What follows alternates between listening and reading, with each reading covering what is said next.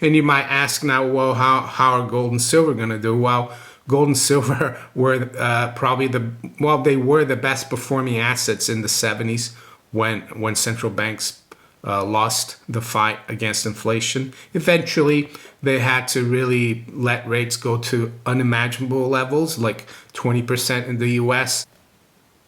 Friday, June 23rd, 2023, Maneco 64, home of alternative economics and contrarian views.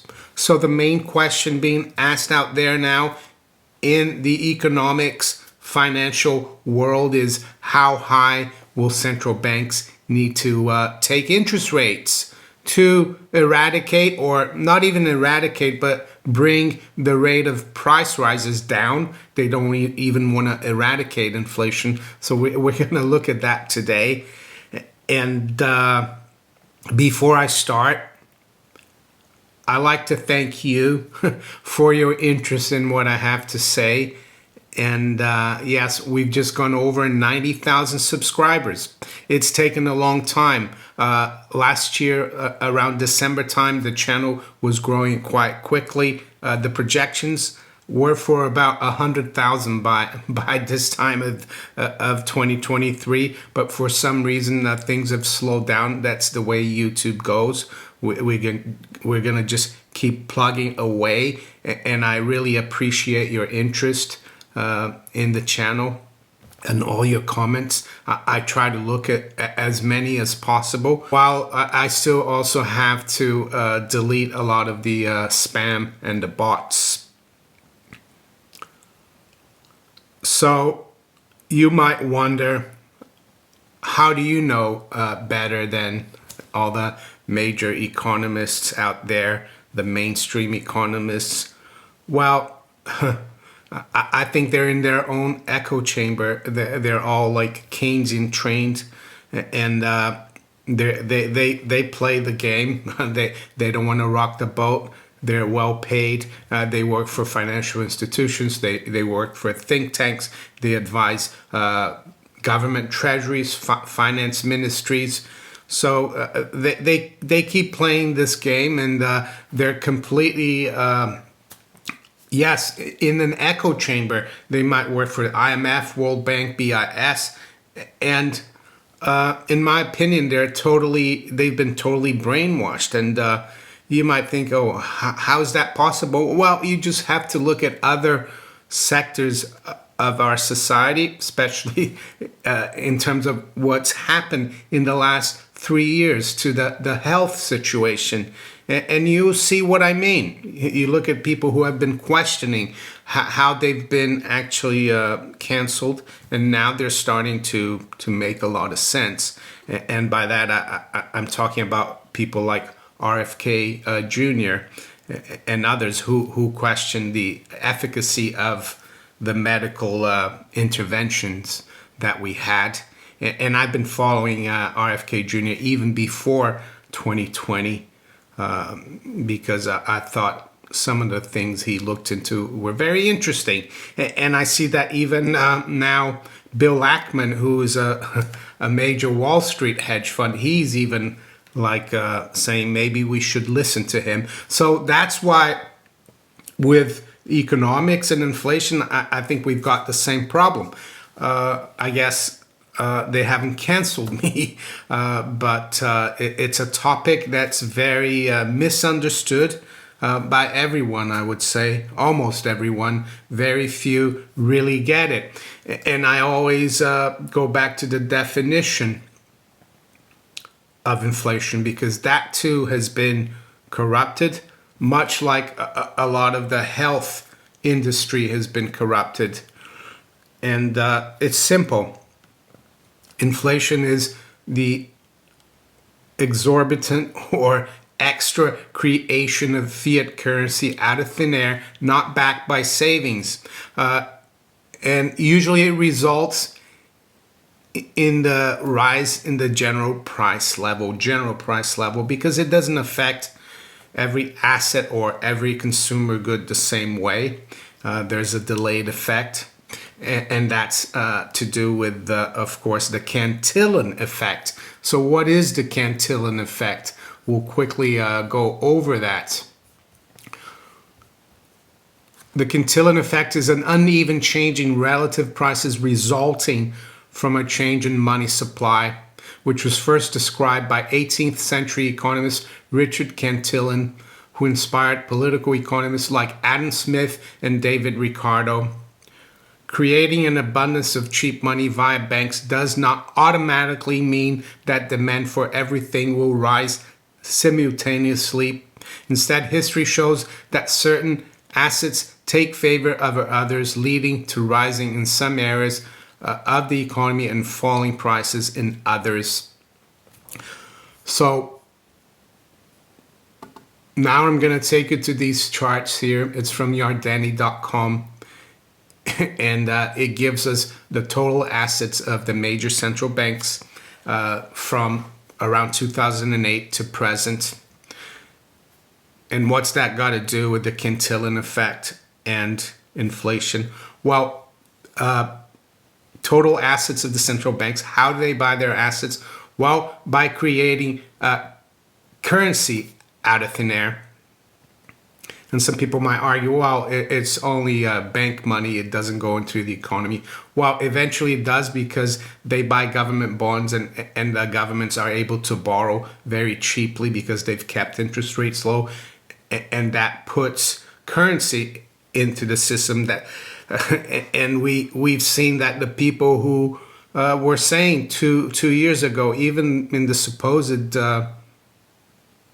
contrarian or alternative economic space like we are, they were saying though that QE was not inflationary, that QE would not lead to inflation, but we just have to go to the Cantillon effect and the true definition of inflation. So you can see here that the Fed's assets went from under $1 trillion, around 800 billion, to almost 10 trillion, well, just under 9 trillion recently. You can see the ECB went from about 1.5 trillion to around 9 trillion. BOJ, well, that's an outlier. It's going to continue to rise, of course. It went from like 100 trillion. It's now almost 800 trillion. It's around 750 trillion yen. And even the Chinese, they've increased their balance sheet. And that is inflation. And back to the Cantillon effect. And this is what these economists are missing. They're only looking at the consequence. They're only looking at CPI or core CPI. And they're saying, oh, it's okay if this number drops to 3 or 2%. It's fine. We can keep inflating. But they're not looking at the money supply. And why is it only showing up now? Well, because like Cantillon said, it doesn't all happen at once. So where's all this money gone since '08? Up until recently, of course. Well, it's gone into the stock market, into tech, finance, all the major indices, of course. It's created a bubble. It's gone into the bond market. We had at one point $17 trillion of bonds that were negative yielding. And what does that mean? Well, that means that they bid up the price of these bonds so high that their yields became negative. We had a real estate bubble, of course. They re-engineered the bubble after the collapse of '08. And probably bubble in luxury goods too. And you can add more and more to it. But what's happening now is that all that money supply, which is still there, they are trying to get rid of it, like the Fed, and they're having a tough time.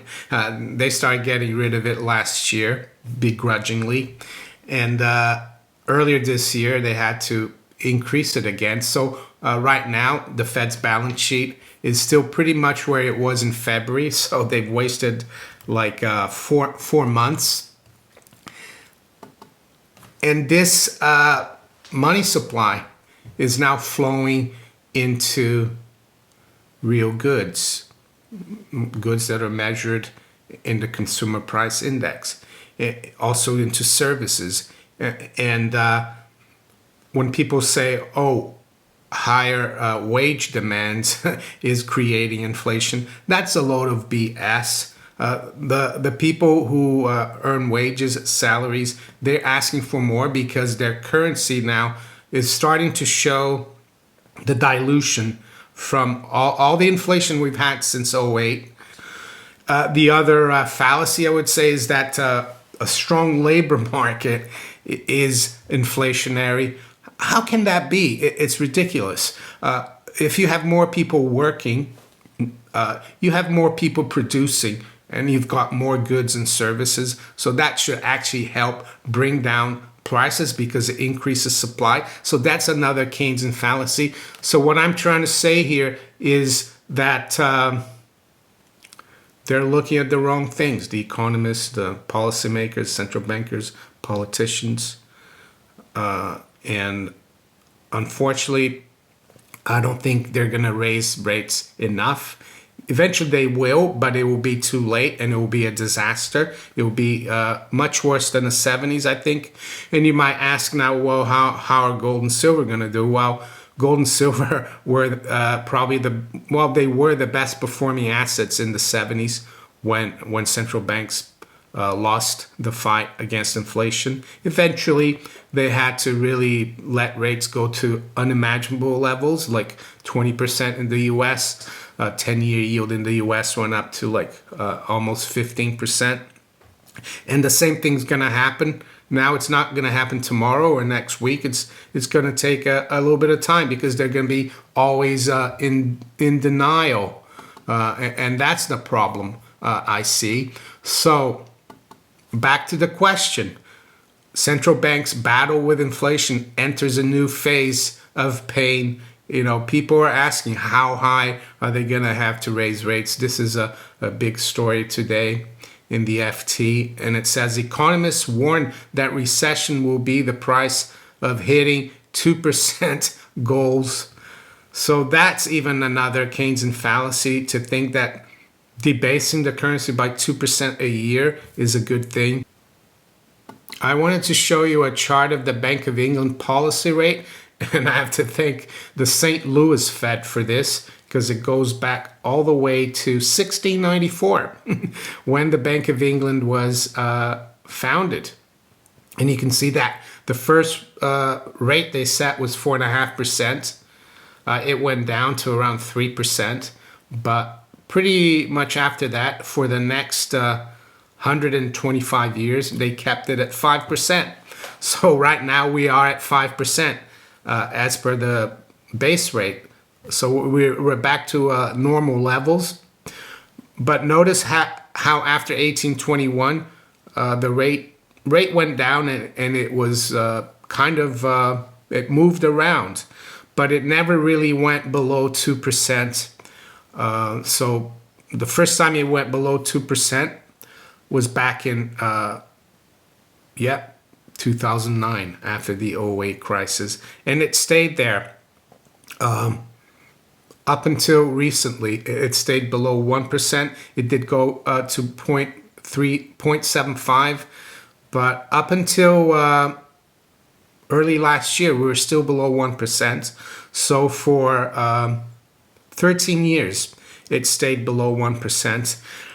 And if you look here, from the third quarter of 1932 to the fourth quarter of 1951, the base rate or the policy rate basically stayed at 2 for 20 years. There was a blip there up to 3. That was, I think, at the start of the war, World War II. But they had gone off the gold standard, England, or the Bank of England, or the UK, and they kept rates at 2%, which for 20 years. And as you can see, back in the 19th century, yes, the rate did go to 2%, but it never stayed there for 20 years. It used to fluctuate with the market, I would say. It used to fluctuate from 2 to 5%, as you can see. But they kept it at 2 for 20 years. So what was the consequence of keeping those rates at 2%? Well, it created inflation, extra currency out of thin air. And yes, Britain wasn't on the gold standard. So is it any wonder that we had rising rates after that, after the early 1950s? Is it any wonder that consumer prices started rising in the 60s, 70s, and to some extent in the 80s? And it took rates up to 17% to bring down the inflation of the 70s. As you can see, I'm sure it was much more than people imagined back in the 60s and 70s, because they were looking back and they thought, oh, rates are never going to go above 7.5%.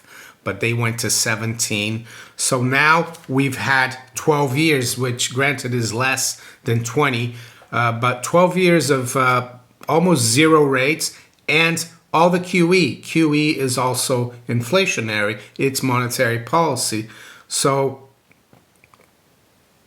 my opinion here, my speculation is that it's going to take a lot higher rates to stop the consequence of, well, 13 years of massive inflation that we've had, not just in the UK, but everywhere around the Western world. And am I saying rates are going to go above where they went in the 70s and early 80s? Well, it could very well do so. And it will be disastrous. And already we're seeing the market, and the market's been wrong on this, the City of London, Wall Street, they're saying that the Bank of England rate is going to now top at 5.5, maybe 6. And in my opinion, they're going to be proven wrong about that too. So that's why I think rates, yes, they're going to go a lot higher than people thought, but it's going to be even higher than most people in the mainstream think. And the main reason for it is because people have forgotten what inflation really is, and to some extent what Lenin said about inflation, according to Keynes, is being proven right again, that not one man or woman in a million really can see the process of inflation or understand it. And it's still the same. It's still true today, unfortunately, and that's why the middle class or the bourgeoisie is being destroyed, because of the inflation. So with that, let's quickly look at where the markets are this morning. It's 8:45 a.m. London time. We've got spot gold at $19.17. It's up about $3. High's been $19.19, the low $19.10. We've got silver at $22.30. It's up 6 cents. Low's been $22.09, the high $22.40. A lot of you will say, well, high interest rates are going to hurt gold and silver. Well, it didn't in the 70s, and I don't think it will in the next 5 to 10 years, because they're fighting a losing battle. It's only when they really raise rates to unimaginable levels that we'll probably see a top in gold and silver. That's my opinion. We got the Dow futures down 170 points. That's 0.5%. The NASDAQ 100 futures down 82. That's just over 0.5%. The S&P futures down 25. That's also down 0.5%. So stock market's a little bit under pressure today. To the currencies, British pound is down 0.4% at 126.97. The euro is down 7/8% at 108.63, and the dollar is down 0.2 versus the yen, 142.80. Dollar's up 0.25% versus the yuan at 721.40. To the other currencies, Aussie dollar is down 1% at 66.88. The dollar is up 0.4 versus the Canadian dollar, 132.03. And the Kiwi dollar is down 7/8 at 87.62. So it looks like the dollar's rebounding a little bit here today. General commodities, we got WTI crude down 2% at 68.13. Brent is down 1.8% at 72.90. Platinum is up $2 at 927. And high-grade copper is down 1.4% at 384.30. We're going to look at the bond market now. We're going to start with the gilt market. So gilt yields, the 2-year gilt yield, that's down 2 basis points at 5.05. So they're keeping that under control for now. The 10-year yield is still below 4.5%. I wouldn't touch these things. I think yields are going to go a lot higher in the next few years. We're in a bear market in bonds. Back to the U.S. Treasury market. We've got the 2-year yield down 4 basis points this morning at 4.75. And the 10-year is at 3.74. It's down 6 basis points. So, yeah, there's a lot of talk of where rates will go and the fact that central banks are having a tough time and that they might actually need to bring in a recession to stop prices rising. That's the next that's the next big thing, it seems, and maybe that's why commodities are down today.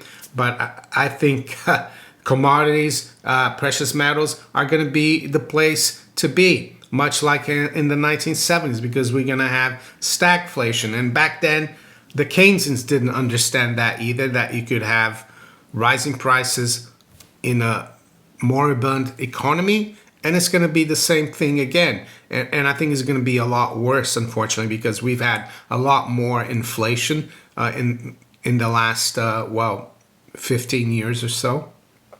So there you go. With that, I'm going to wish you all a very good day. Take care. Bye.